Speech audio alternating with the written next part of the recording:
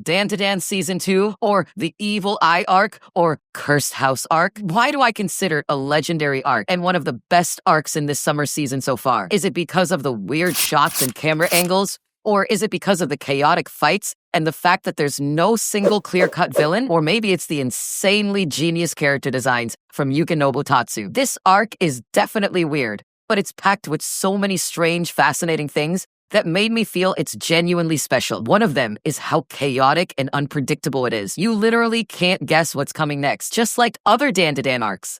But here, things get darker and deeper while still keeping the anime's usual vibe and those hilarious main character interactions that absolutely kill me with laughter. Let's start with the character this whole arc revolves around, who's still gonna be around in the new future events, Evil Eye. Behind his goofy outfit and dumb-looking underwear lies one of the saddest backstories you can imagine. As usual, the author knows exactly how to shove in tragic, unexpected flashbacks right in the middle of comedy and chaos, giving you that sudden emotional gut punch and reality check mid-episode. Evil Eye was actually just a kid, a lonely little boy locked away in a basement with no food, literally skin and bones. He always watched other kids playing outside and had only one wish in his head, to go out and play with them. He wanted it so badly, he even learned their dance and practiced alone so he could join in when he finally got out. And he did get out, but only to be sacrificed by that fucked up Keto family to a giant earthworm to stop a volcano. A twisted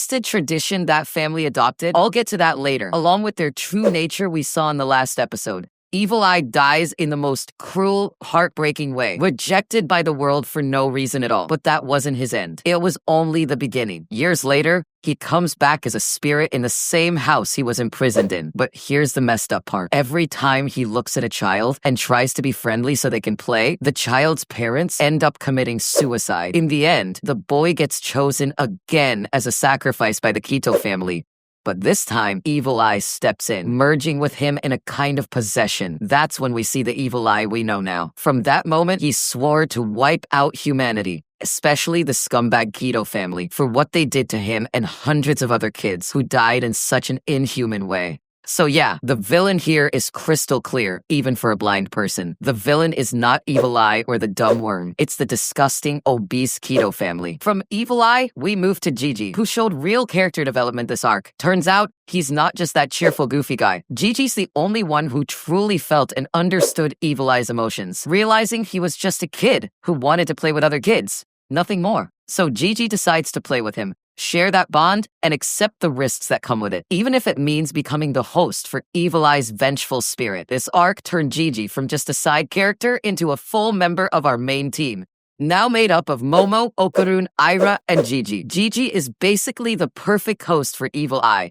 because he's got crazy, strong, unstable spiritual energy, making him easy to possess, but without breaking down too quickly. Plus, Evil Eye needs a vessel that can handle his insane power without dying instantly, and Gigi's body is strong enough for that. If Gigi eventually learns to control Evil Eye's power the same way Okarun mastered Turbo Granny in Season 1, I think Gigi could easily become one of the strongest characters in the story. Keto's family, easily the ugliest characters in the anime so far. Even if they are humans or not, it's obvious they represent humanity's fear and ignorance of the unknown. They willingly chose to sacrifice others, especially children, to satisfy some baseless legend. This is something we see in many places around the world, where ignorance and blind loyalty to traditions lead to horrific customs, sometimes even worse than sacrificing kids. A brilliant reference by the writer in the anime, and I really liked it. Their combat abilities are mostly below average, except for Keto herself.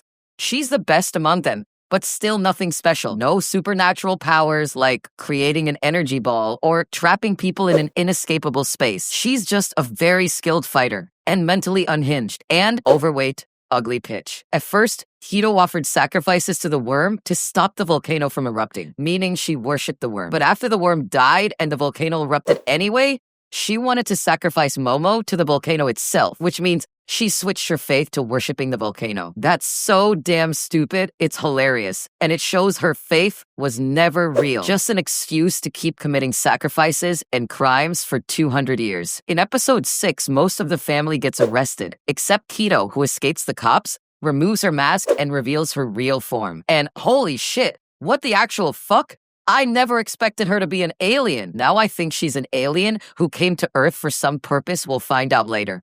And she's definitely coming back in her true form, as we saw when she promised Momo she'd kill her.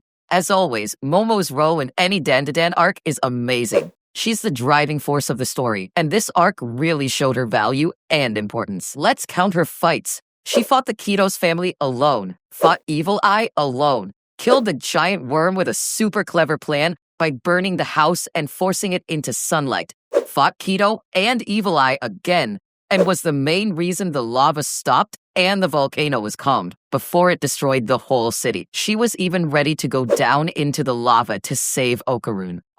She's absolutely insane.